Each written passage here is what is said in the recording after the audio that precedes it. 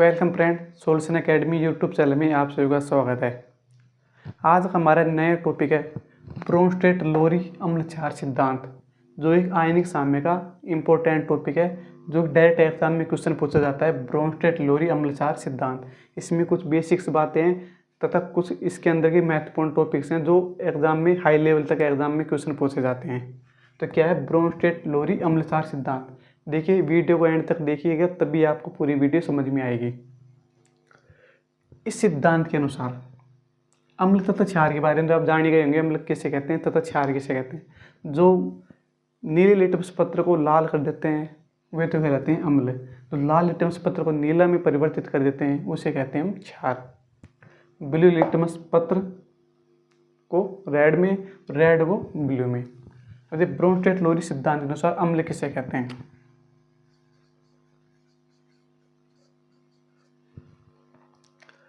वे पदार्थ जो प्रोटॉन को त्यागते हैं, proton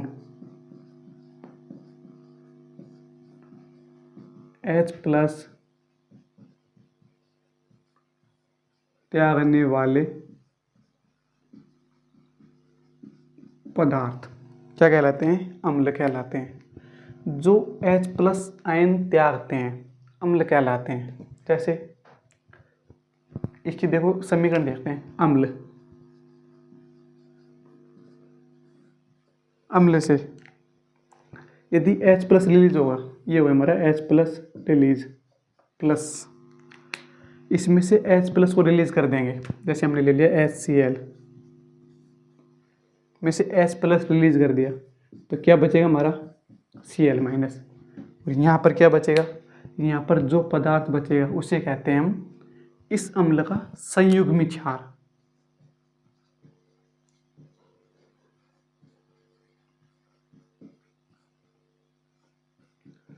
conjugate base. H+ ion में H+ तो क्या है? अब ये तो है हमारा एसिड, ये हो हमारा कंजुगेट बेस, संयुग्मी क्षार। वापस समझिएगा, वे पदार्थ जो प्रोटॉन को त्यागते हैं, H+ आयन त्यागते हैं, वे कहलाते हैं अम्ल। अम्ल में से H+ आयन मुक्त कर दिया तथा जो बचेगा हमारा अम्ल में से H+ आयन मुक्त करने के बाद जो पदार्थ बचता है उसे कहते हैं हम संयुग्मी क्षार। अब जैसे कि एग्जांपल लेते हैं हम, HCl हो गया हमारा और H2SO4 हो गया, CH4 हो गया, NH3 हो गया,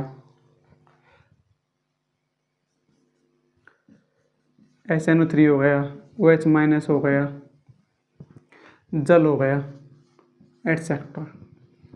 अब देखिए, अब आप सोचेंगे कि ये हमारा OH- क्या है हमारा? आप सोचेंगे क्षार है, लेकिन ये क्षार नहीं है। इसमें क्या है? इसमें हम H+ आयन नहीं देख रहे हैं, ये OH- आयन नहीं देख रहे हैं, हम देख रहे हैं वे पदार्थ जो प्रोटॉन को त्यागते हैं, जिनमें हाइड्रोजन दिख रहा है अपन को। हाइड्रोजन इसमें दिख रहा है, इसमें हाइड्रोजन दिख रहा है, इसमें हाइड्रोजन दिख रहा है, इसमें हाइड्रोजन दिख रहा है, इस सब में हाइड्रोजन दिख रहा है, इसलिए यह क्या कहलाएंगे? अम्ल कहलाएंगे। अब देखिए, यदि क्षार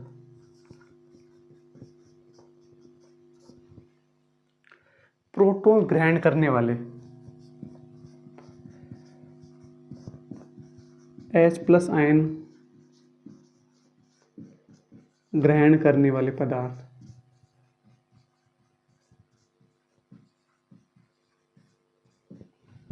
क्या है? वे पदार्थ जो प्रोटॉन को ग्रहण करते हैं क्या कहलाते हैं? क्षार कहलाते हैं। जैसे हमने इसका एग्जांपल देखिए, क्षार ने यदि H+ आयन ग्रहण कर लिया तो क्या बनेगा? क्षार ने यदि H+ आयन को ग्रहण कर लिया है, जो पदार्थ जो H+ आयन ग्रहण करते हैं वे क्या कहलाते हैं? क्षार कहलाते हैं। क्षार ने H+ आयन ग्रहण कर लिया तो यहाँ पर क्या बचेगा हमारा? संयुग्मी अम्ल, कंजुगेट एसिड। एग्जाम्पल देते हैं Cl-। एक प्रकार का क्षार है, इसमें जब हमने H+ आयन को ऐड किया तो क्या बनेगा हमारा HCl। यह क्या है हमारा कंजुगेट एसिड। इसके एग्जाम्पल देखते हैं। Cl minus, NH3, H2O, OH minus, I minus, NO3 minus, etcetera. ये और ले लेते हैं CH3COO माइनस, एटसेट्रा। अब आप सोचेंगे NH3 यहाँ पर भी है, NH3 यहाँ पर भी है, लेकिन यहाँ पर यह किसकी प्रकृति शो करेगा? यह H प्लस को ग्रहण करने की प्रकृति शो करेगा। तो यह H प्लस ग्रहण कर लेगा तो क्या कहलाएगा हमारा? क्षार। यदि H प्लस को अगर रिलीज करेगा तो क्या कहलाएगा हमारा? अम्ल। अब देखिए NH3, यदि हमने इसकी जगह NH3 रखा तो ये क्षार है, लेकिन जब ये H प्लस को ग्रहण कर लेगा, इसकी प्रकृति क्या होती है? H प्लस को ग्रहण करता है। NH3 ने H प्लस को ग्रहण किया तो यहाँ पर क्या बनेगा? हमारा नया पदार्थ बनेगा। तो अब देखिए हम दोनों को कंबाइन रूप से समझते हैं कि संयुग्मी क्षार और संयुग्मी अम्ल, जो कि एग्जाम की दृष्टि से कैसे पूछा जाता है। देखिए H2,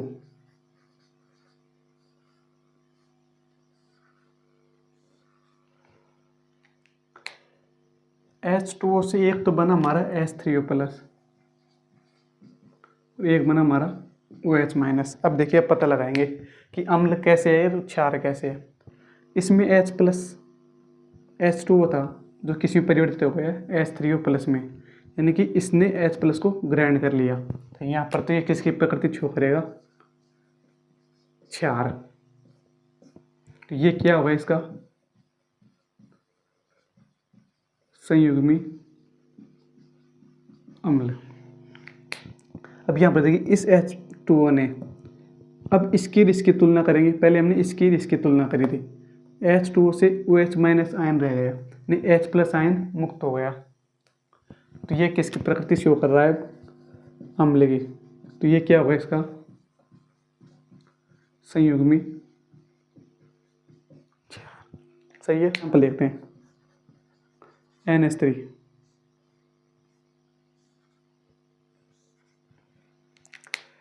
NH3 से एक तो बना हमारा NH4 प्लस,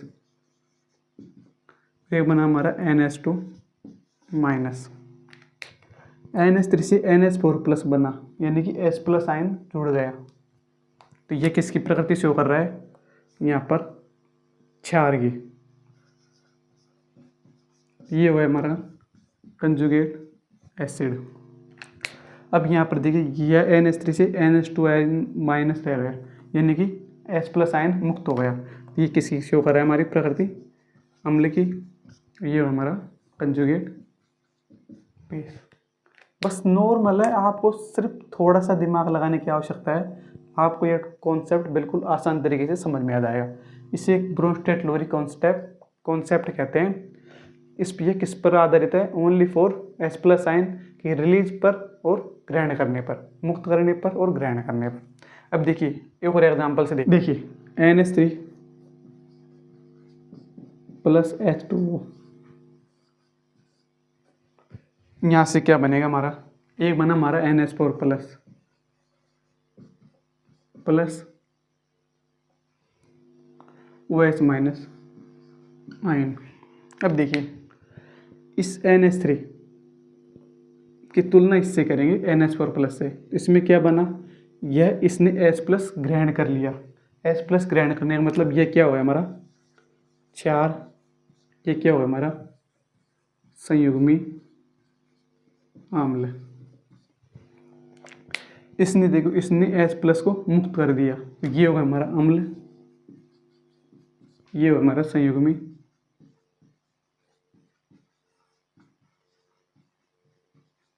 क्षार। सही है। एक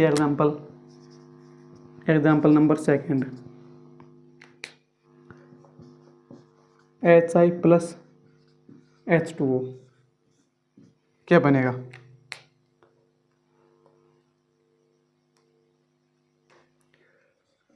I minus plus H3O plus. अब देखिए इसमें HI था जो I में कन्वर्ट होगा, यानी कि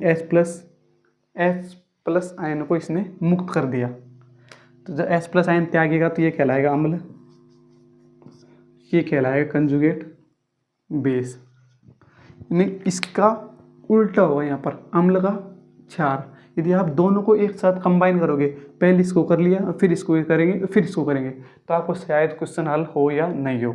लेकिन यदि पहले आपने अम्ल किया, फिर आपने इसका अगला पद देगा ये किस में कन्वर्ट हो रहा है, तो उसको ये अम्ल है तो ये कंजुगेट बेस हो गया, ये क्षार है तो ये कंजुगेट एसिड हो गया, संयुग्मी अम्ल। अब देखिए इसमें अब ये H2O था, H3O+ में कन्वर्ट होगा, यानी H+ आयन इसने ग्रहण कर लिया यहाँ पर, तो ये हो गया क्षार, ये हमारा कंजुगेट एसिड। आशा करता हूँ दोस्तों आपको यह टॉपिक ब्रोंस्टेड-लोरी अम्ल क्षार सिद्धांत बिल्कुल आसान तरीके से समझ में आ गया है। आप और भी एग्जाम्पल लेके कर सकते हैं, बहुत सारे एग्जाम्पल्स हैं, लेकिन यदि आपको सिर्फ अपना कॉन्सेप्ट क्लियर करने की आवश्यकता है। यदि आपने अपना कॉन्सेप्ट क्लियर कर लिया तो आप किसी भी प्रकार के एग्जाम्पल्स को हल कर सकते हैं। इसलिए एंड तक वीडियो देखने के लिए बहुत बहुत धन्यवाद। आशा करता हूँ यह टॉपिक आपको क्लियरली समझ में आ गया है। तो यदि आपको यह टॉपिक समझ में आ गया है और वीडियो पसंद आई है तो इस वीडियो को लाइक करें, और यदि आपने हमारे यूट्यूब चैनल को सब्सक्राइब नहीं किया है तो हमारे यूट्यूब चैनल को सब्सक्राइब करें। Thank you and welcome.